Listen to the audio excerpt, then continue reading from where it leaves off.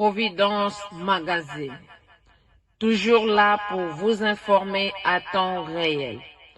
À la une de cette magazine, le traître en connivence avec le Rwanda et le M23 arrêté. Le vice-gouverneur de la ville de Kinshasa, Jekoko Mulumba, a démissionné. La gouverneure Fifi Masuka rejetée à Lualaba. Compte rendu des 128e réunions du Conseil de ministres. Bienvenue à la Providence Magazine. L'arrestation des traîtres en connivence avec le Rwanda et les terroristes du M23. 5 personnes, dont 2 sont députés du parti politique Ensemble, ont été arrêtées pour trahison. Elles collaborent avec le Rwanda et le terroriste de M23 pour s'aimer la mort, la désolation et déstabiliser les institutions de la République démocratique du Congo. Suivez. Pendant que la République démocratique du Congo fait face à la guerre d'agression perpétrée par le Rwanda et ses pantins du M23 pour s'aimer la mort et la désolation dans la population et déstabiliser les institutions de la République, certains compatriotes, acteurs politiques de leur État, ne cessent de trahir la patrie. Ils mènent des actions d'espionnage et ne cessent de servir la cause de l'ennemi et de trahir notre pays. Heureusement, les services de défense et de sécurité ne dorment pas sous leur laurier. Plusieurs de ces inciviques, mieux, ces traîtres, sont tombés dans leur filet. Aujourd'hui, nous avons le devoir patriotique de présenter à travers vous, à l'opinion nationale et internationale, un échantillon de 4 complices des Rwandais et des terroristes RTF M23 appréhendés grâce à la collaboration et la dénonciation de la population de Goma, de Nord-Kivu. 2 des 4 individus ici présents ont un dénominateur commun. Ils sont tous députés provinciaux du Nord-Kivu de la législature passée pour les comptes du parti politique Ensemble pour la République. Le 3e est un moto-taximan à leur service et le 4e est un conseiller expert en tourisme au gouvernement provincial du Nord-Kivu, neveu de l'un des députés provinciaux et recruté par ce dernier. Tous ont été appréhendés à Goma, au Nord-Kivu, et acheminés Manu Militari à Kinshasa. Il s'agit d'eux. Si je vous appelle, vous avancez. Kibuya Sabini Hope. C'est lui l'homme orchestre. C'est lui le plus grand recruteur. Nous allons revenir là-dessus. Venez ici. C'est l'homme orchestre du groupe. Je dis que c'est un échantillon parce qu'il y a d'autres qui sont là et qui seront présentés le moment opportun. Il n'y a pas qu'ici, même dans d'autres services. Le 2e, qui est aussi député provincial, c'est Aliongera Alain. Il est là.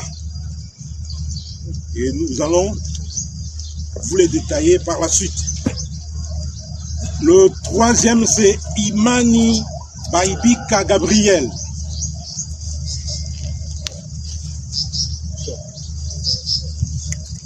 Et le quatrième, c'est Mungia Mafukulo Cyril.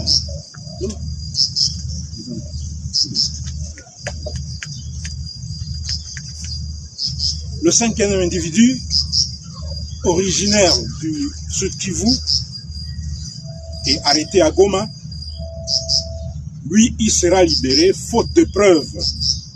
Il sera ramené dans son milieu d'origine. Monsieur Jekoko Mulumba a démissionné de ses fonctions du vice-gouverneur de la ville de Kinshasa pour siéger à son mandat de député provincial de la ville de Kinshasa. Voici la lettre de sa démission.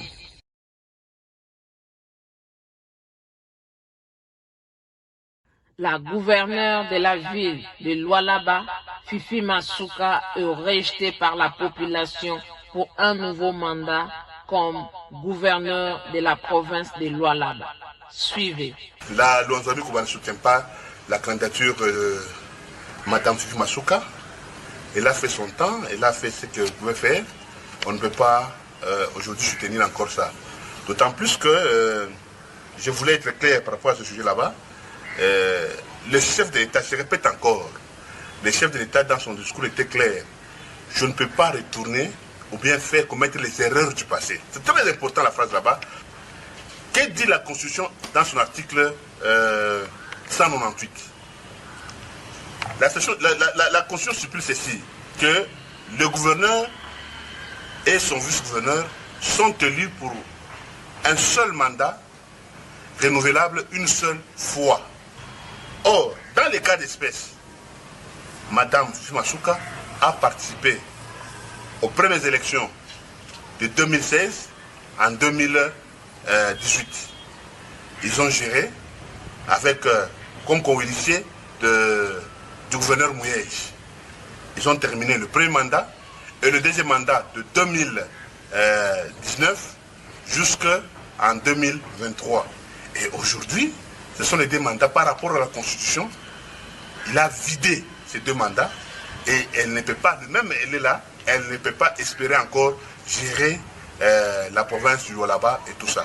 Et si le chef de l'État, vraiment, il aime les enfants du Lualaba, il ne doit pas valider l'équité de Fifi Masuka comme étant gouverneur de la province.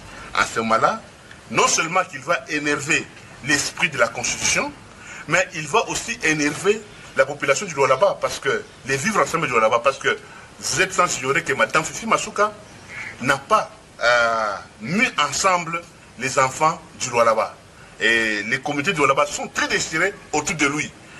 Donc, le chef de l'État, il doit corriger les erreurs du passé à chercher. Le compte rendu des 128e réunions de Conseil de ministres, présenté par le ministre de la Communication et porte-parole du gouvernement, Patrick Mouyaya. Suivez. La République, chef de l'État, a tenu en ces jours des célébrations de droits des femmes à rendre hommage aux femmes congolaises en général, mais particulièrement à celles qui font partie du gouvernement. Des bouquets de fleurs leur ont été offertes et une pensée a été observée en mémoire des femmes, de toutes les femmes, victimes de la guerre et d'autres atrocités qui écument l'Est de notre pays. Revenant sur sa communication, elle a porté essentiellement sur 3 points. Le premier, de ses missions officielles à l'étranger.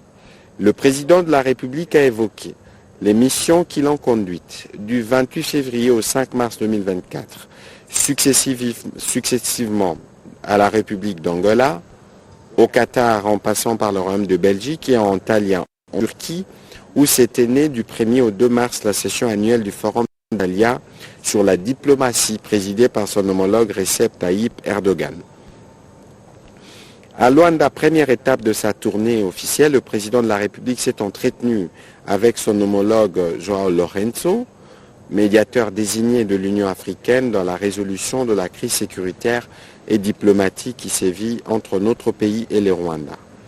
Au cours de cette rencontre, Le président de la République a réitéré la position congolaise, celle de ne négocier sous aucun prétexte avec le mouvement terroriste M23, simple élément de manœuvre du gouvernement rwandais, vrai commanditaire et acteur de l'agression nous imposée dans le Nord Kivu. L'ouverture de toute forme de discussion avec Kigali a été évoquée à la seule condition de voir le régime rwandais procéder au retrait de toutes ses troupes des territoires occupés et de voir son supplétif du M23 se plier aux résolutions des processus de Nairobi et de la feuille de route de Luanda qui exigent leur cantonnement.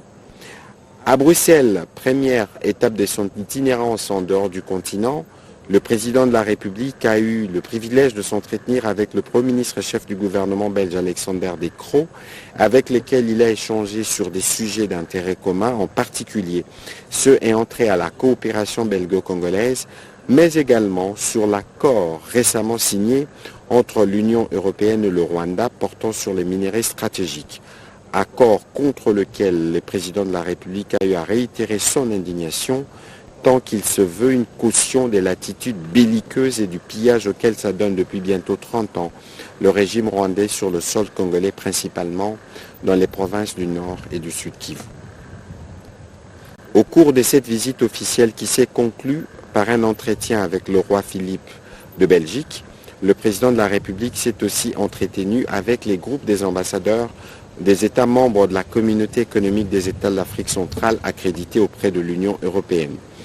En Turquie, le président de la République a pris part à la session annuelle du Forum d'Antalya sur la diplomatie, qui a aussi connu la participation d'autres chefs d'État, notamment le président du Guinée-Bissau, le chef du gouvernement hongrois Viktor Orban, qu'il a reçu en marge du dit forum. Aussi, cette mission en Turquie lui a notamment permis d'avoir d'autres rencontres, notamment avec la délégation du groupe Al-Bayrak, société qui vient de se voir confier la responsabilité de l'assainissement dans notre capitale, Kinshasa. Dans Talia, le président de la République s'est rendu à Doha, au Qatar, dans le cadre d'une visite de travail de 48 heures, dont le point culminant a été l'entretien avec le chef de l'État qatari, l'émir Tamim bin Hamad El Thani, avec qui il a passé en revue la coopération bilatérale liant nos États respectifs, notamment dans les perspectives d'investissement de l'État hôte dans les domaines du transport, de l'énergie ou encore des infrastructures. Le président de la République a également pris part à l'Expo Doha 2023, axée sur la promotion de l'agriculture et de l'horticulture et de l'environnement, à laquelle participe fièrement notre pays, la République démocratique du Congo. Au deuxième point de sa communication, le président de la République est revenu sur la nécessité d'accompagner la mise en œuvre de la couverture santé universelle dans le cadre du processus d'implémentation du système de couverture santé universelle dans notre pays. Le président de la République a rappelé avoir lancé en date du 5 septembre 2023 la gratuité de la maternité et de la prise en charge de nouveau-nés sur les territoires congolais, en commençant par la ville-province de Kinshasa. La santé étant un facteur majeur du développement, le président de la République a encouragé le gouvernement à consacrer toute son énergie pour garantir une bonne santé pour tous à travers ces programmes de couverture santé universelle. Le gouvernement ne doit ménager aucun effort pour non seulement assurer l'efficacité du dit programme, qui a déjà débuté à Kinshasa dans son volet gratuité d'accouchement, mais surtout l'étendre sur toute l'étendue du territoire national et de lancer les paquets de services des soins de base du système de la couverture santé universelle. Cette extension devrait viser d'abord les militaires, les policiers et les agents publics de l'État, les couches défavorisées en vue de renforcer d'une part l'autorité de l'État et d'autre part la solidarité nationale. Pour dégager les ressources nécessaires pour la mise en œuvre de ces programmes dans la perspective du passage du système octroyé au système contributif dans notre pays, le président de la République a demandé pour ce faire au Premier ministre de réunir les ministres ayant l'Intérieur, la Défense nationale, la fonction publique, les budgets, les finances, la santé et la prévoyance sociale afin d'en définir les modalités pratiques.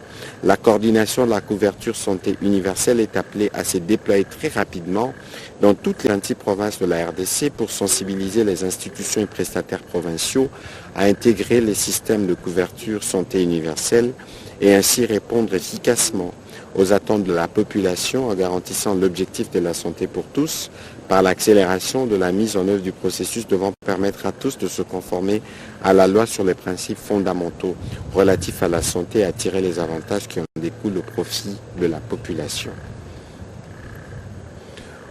Le troisième point de la communication du président de la République a porté sur la situation d'urgence pour les réseaux nationaux des navigations fluviales et de la régie de voies fluviales. Suite aux grandes précipitations, certaines zones du pays ont connu des inondations d'une grande ampleur en décembre 2023 et en janvier 2024. Au-delà de la perte regrettable en vies humaines qui a endeuillé de nombreuses familles et des dégâts matériels importants enregistrés, l'ensemble du réseau fluvial a été négativement impacté et nécessite une intervention d'urgence du gouvernement. Pour le président de la République, il est plus que temps de prioriser les investissements dans les services spécialisés de l'État, en l'occurrence la régie de voies fluviales en besoin, pour son bon fonctionnement afin d'éviter les dysfonctionnements actuels induits par l'absence d'équipement, notamment par des actions préventives. Les besoins en équipement pour la régie de voies fluviales concernent l'acquisition des 2 baliseurs, des 2 dragues et des équipements divers. Parlant des actions urgentes à mener, le président de la République a évoqué le traçage d'une nouvelle route de navigation avec un balisage adéquat étant donné que l'ancien tracé a été fortement perturbé par des déplacements de bancs de sable durant la période de forte crue et des inondations. Les dragages est également nécessaire pour faciliter l'accès à certains points. Les ministres d'État, ministres du Budget, le ministre de Transport, voie des Communications et des Désenclavements et les ministres des Finances ont été chargés de faire le nécessaire pour rendre disponible le fonds sollicité par la RVF en vue de réaliser ces ouvrages. Un rapport d'exécution devrait être rendu au Conseil des ministres. Dans la suite de la communication du président de la République, le Premier ministre chef du gouvernement a présenté les encouragements au président de la République pour sa tournée diplomatique et pour les retombées attendues. Ensuite, il est revenu sur la mission d'assistance et des réconforts qui est descendue à Goma, dans le Nord Kivu, conformément aux instructions du président de la République, au chevet de populations déplacées en vue de leur apporter du réconfort et un appui humanitaire. Et pour revenir à la journée d'aujourd'hui consacrée à la célébration des droits de la femme, le Premier ministre a représenté le président de la République au culte écuménique organisé ce même vendredi à la cathédrale du centenaire protestant à Kinshasa.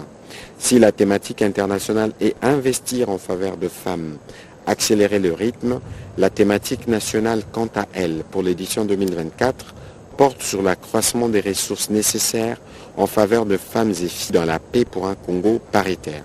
Au-delà de ces thématiques, il a précisé que la commémoration de cette journée se fera sous les signes de la solidarité avec nos compatriotes de l'Est et particulièrement avec la femme, principale victime des atrocités de la guerre injuste qui sévit dans la partie Est de notre pays.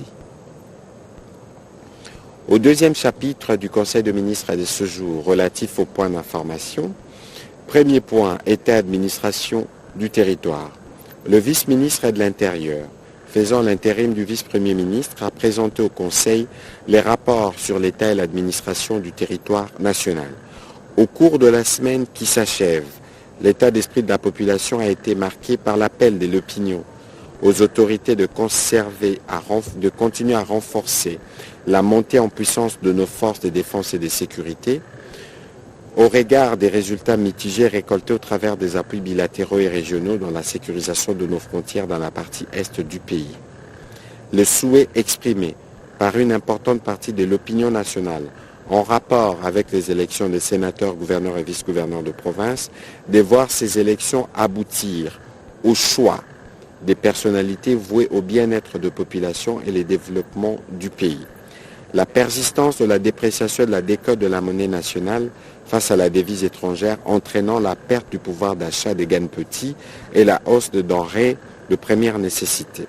La mobilisation de forces vives de la nation, particulièrement des associations de forces féminines qui ont choisi de célébrer la Journée internationale de la femme par le port du pagne noir, signe des deuils et de protestation contre toute forme de violence enregistrée dans la partie est du pays.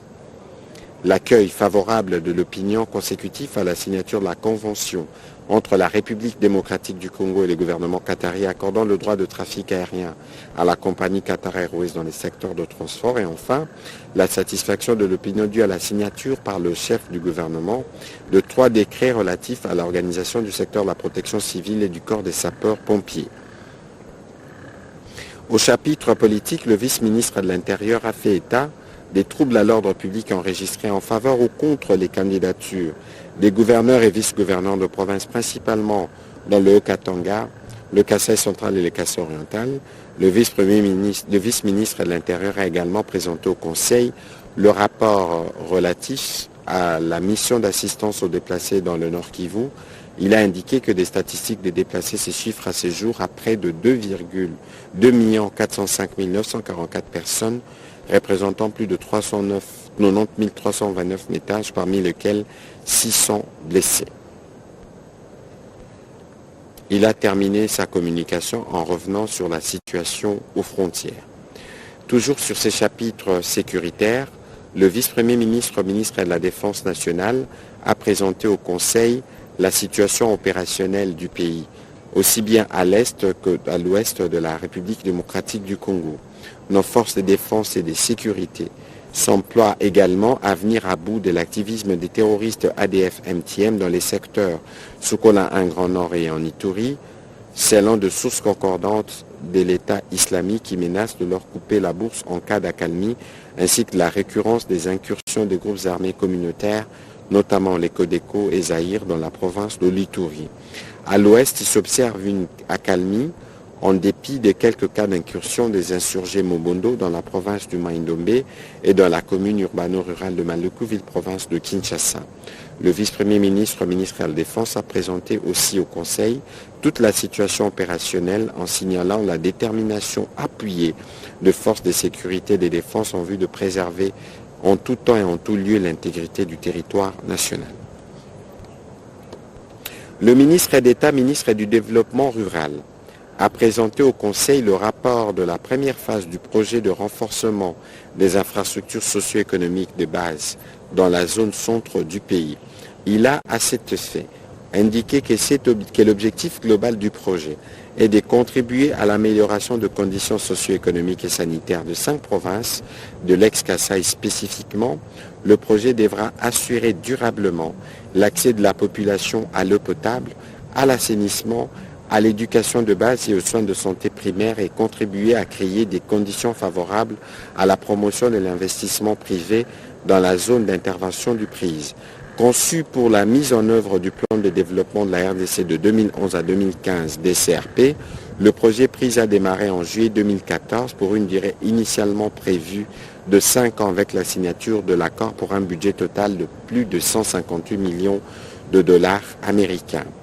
Le PRIZ contribue à la réalisation du 3e pilier du DCRP qui vise l'amélioration de l'accès aux services sociaux des bases et les renforcements du capital humain en se concentrant sur l'amélioration de la desserte en eau potable, la construction des écoles, des centres de santé, des latrines publiques. À ce jour, 11 projets ont été réalisés dans les milieux urbains et 4 dans le milieu rural des 5 provinces concernées. Le Conseil a pris acte de cette note d'information. 2 notes d'information du ministère des Finances. Le ministre des Finances a présenté au Conseil les conclusions de la mission préparatoire du staff du Fonds monétaire international ainsi que la situation financière du pays. Abordant le premier volet, il a signalé que l'équipe du département Afrique du Fonds monétaire international en charge de la République démocratique du Congo, conduite par le chef des missions Calix à Okopsi, a séjourné à Kinshasa du 22 au 28 février 2024 pour préparer la 6e et dernière revue du programme économique du gouvernement soutenu par la facilité élargie des crédits. Cette visite technique visait notamment à faire le point de l'évolution macroéconomique récente, à examiner l'exécution du budget 2023 et les perspectives pour 2024 et évaluer les engagements pris par le gouvernement dans le cadre du programme FEC au terme de la 5e revue. La mission a salué les efforts réalisés par le gouvernement en termes de gouvernance globale et des mises en œuvre des réformes qui ont permis de conclure à ces jours 5 prévus sur les 6 du programme dont la fin interviendra le 30 juin 2024. Elle a encouragé les gouvernements à redoubler d'efforts pour la réalisation de recommandations formulées afin de garantir la conclusion satisfaisante de la 6e et dernière revue. Dans les deuxièmes volets, le ministre des Finances a abordé la situation financière du pays en indiquant que le budget de l'État pour l'année 2024 a été élaboré dans un contexte qui ne cadre plus actuellement avec les derniers développements en cours dans les pays, notamment en matière de sécuritaire. Cette question sécuritaire, justement, qui connaît un accroissement particulier du fait de la persistance de la sécurité à l'Est, le ministre des Finances a eu l'occasion de présenter au gouvernement une série de mesures à prendre, notamment l'élaboration prochaine d'un budget rectificatif pour permettre au budget de s'arrimer aux besoins et aux exigences du nouveau contexte. Parallèlement à ces efforts, le gouvernement œuvre à contenir les niveaux de ses dépenses et à accélérer les réformes car le succès de programmes FEC en dépend.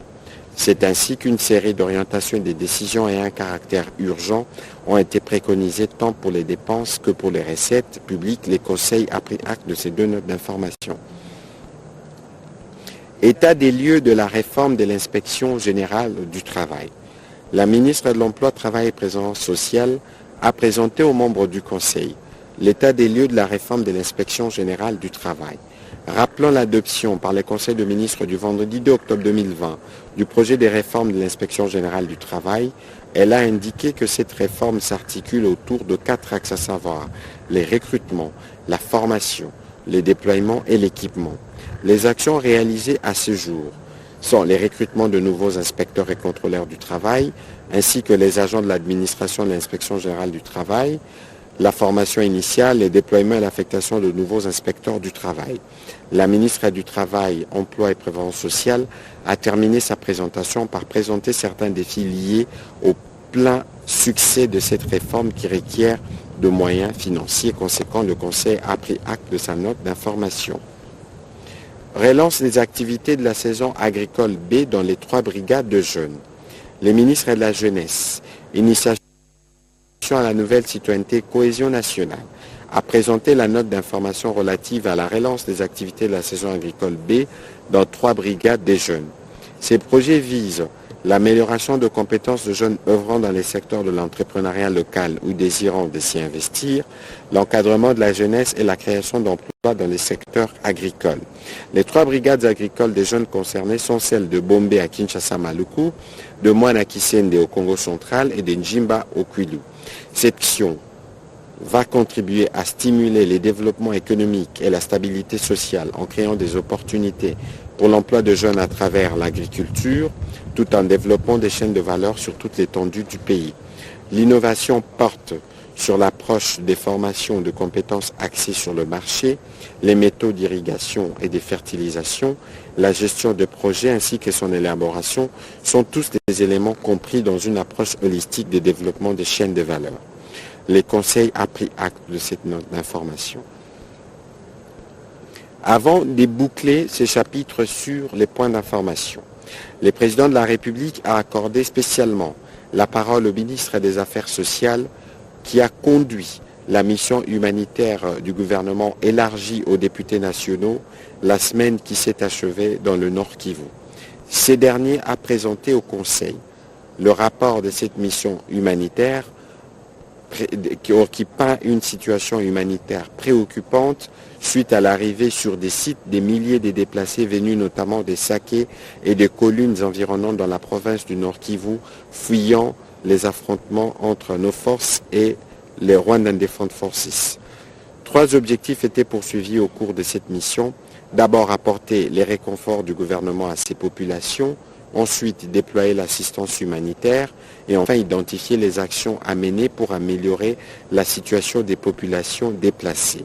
Le ministre des Affaires sociales a été complété par le vice-ministre de l'Intérieur qui est revenu sur les aspects sécuritaires et de la gestion des camps des déplacés. Des mesures ont été prises pour s'assurer que la sécurité des personnes dans les cas des déplacés puisse être totalement assurée. À son tour, le vice-ministre de la Santé publique, Hygiène et Prévention est revenu sur la situation sanitaire globale et la nécessité de lutter contre les maladies, notamment le choléra. Il a planché aussi sur la visite qu'ils ont effectuée auprès de l'hôpital militaire qui soigne nos vaillants soldats touchés. Un débat s'en est suivi et d'autres dispositions sont en cours pour apporter toute l'assistance qu'il faut. Sur instruction du président de la République, la délégation repartira au Nord Kivu dans le prochain jour pour apporter des réponses plus appropriées à quelques autres préoccupations qui ont été soulevées. Au troisième chapitre du Conseil de ministres de ce jour, le Conseil de ministres a adopté le relevé des décisions prises lors de la 125e réunion du Conseil de ministres tenue le 1er mars 2024. Au dernier chapitre du Conseil de ministres de ce jour, relatif à l'examen et à l'adoption de textes, la ministre d'État, ministre de la Justice et garde des Sceaux a soumis au Conseil le projet d'ordonnance-loi autorisant la prorogation de l'état de siège dans les provinces de l'Ituri et du Nord Kivu pour une période de 15 jours prenant cours le 13 mars 2024. Après débat et délibération, le Conseil a adopté ce projet d'ordonnance-loi. 2 projets de décret ayant pris en compte les enrichissements des commissions des lois et économie, finances du gouvernement, le ministre des Finances a soumis au Conseil pour approbation deux textes qui ont déjà été soumis au cours du Conseil des ministres précédent. Les premiers a concerné le projet de décret portant création, organisation et fonctionnement du Comité national de mise en œuvre des sanctions financières ciblées CONAFASIC, et le deuxième a été le projet portant régime de mise en œuvre des sanctions financières ciblées.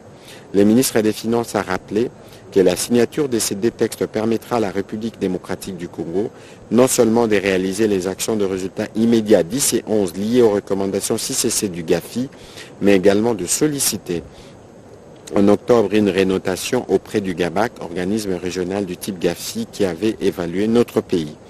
Après débat et délibération, ces projets de décrets ont été adoptés. Avant de clôturer le Conseil de ministres de ce jour, le président de la République a réitéré ses vœux à toutes les femmes de la République démocratique du Congo à l'occasion de cette journée qui leur est consacrée spécifiquement pour la célébration de leurs droits. Commencée à 16h13, la réunion du Conseil de ministres a pris fin à 20h05. Je vous remercie.